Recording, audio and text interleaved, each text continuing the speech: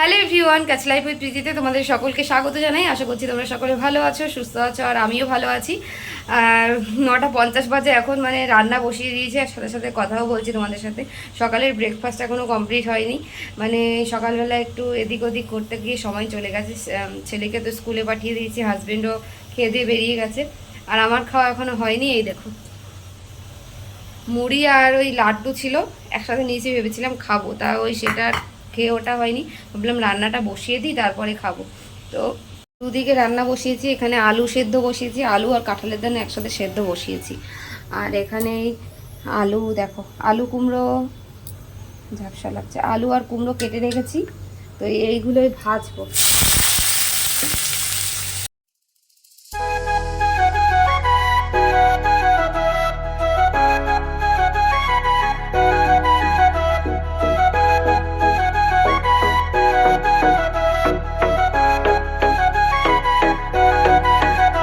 তোমায় ঋতুমা ঝাড়ে রাখিব, ছেড়ে দেব না, তোমায় ঋতুমা ঝাড়ে রাখ।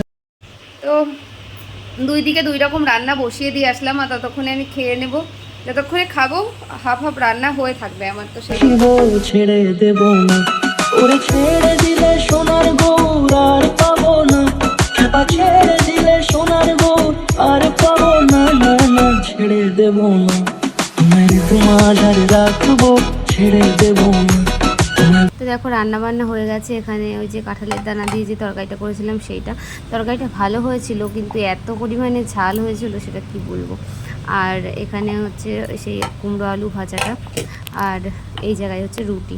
রান্না বান্না করে মানে মোটামুটি পরিমরি করে ছুটলাম নিচে, চলে আসলাম। হাজব্যান্ড এসেছিলো, মানে শুনুকে নিয়ে আসতে যাবো, আর এসে দেখে এই যে গেটের কাজ চলছে, ওই গেটগুলো লাগালো আজকে নতুন। এখন হচ্ছে বিকালবেলা, আর ইচ্ছা করছিল একটু তেলে ভাজা খেতে, কারণ এই বর্ষার মশরুমে একটু তেলে ভাজা খেতে ভালো লাগে বিকালের দিকে। আর গতদিন হাজব্যান্ড বড় বড় লঙ্কা নিয়ে এসেছিলো, এই লঙ্কাগুলো বেশিরভাগ ভাজা খাই, এখানকার লোক পকোড়া বানিয়ে খাই, তো সেই হিসাবে একটু লঙ্কার চপ বানিয়ে খাওয়ার ইচ্ছা হয়েছিল। তো আমি কি করেছি, ওই লঙ্কাগুলো কে হাফ করে কেটেছি, মাঝখান দিয়ে কেটে এই ভেতর থেকে বীজগুলো বের করে ওর ভিতরে আলুর পুর ভরেছিলাম, ভরে তারপরে বেসনে চুবিয়ে ভেজেছিলাম। তো খেতে বেশ ভালোই লাগছিল, আর ফার্স্ট টাইম ট্রাই করলাম। আর আমি ভাবছিলাম যে রেসিপিটা এখন তোমাদের সাথে শেয়ার করব না, কারণ যদি ভালো লাগে তবেই শেয়ার করব, কিন্তু বেশ ভালোই হয়েছিল খেতে।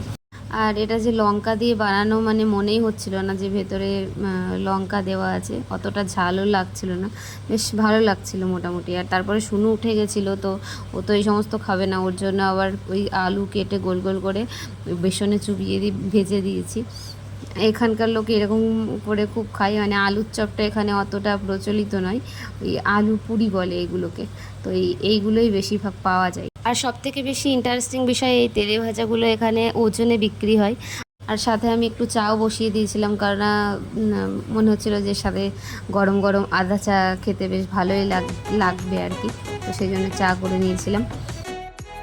তো ঠিক 9:30 বাজে এখন, শুনুকে পড়িয়ে উঠেছি 9টার সময়। তো রান্নাবান্না প্রায় কমপ্লিট। আমি ভাবছি যে আধ ঘন্টার মধ্যে আমার রান্নাবান্না কীভাবে কমপ্লিট হলো। মানে আসলে শুনুকে পড়িয়ে নিয়ে মায়ের সাথে কথা বলছিলাম, বলতে বলতে মানে একদিকে কথা বলছিলাম আর একদিকে রান্না করছিলাম। তো দেখো রান্নাবান্না প্রায় কমপ্লিট। এদিকে ভাত হয়ে গেছে, আর এখানে দেখো উচ্ছে আলু ভেজেছি, আর আলু আর ঝিঙে পোস্ত বানিয়েছি, ঠিক আছে। আর এই যে ডাল সেদ্ধ, ডালটা সাতলাবো, ব্যাস রান্না কমপ্লিট।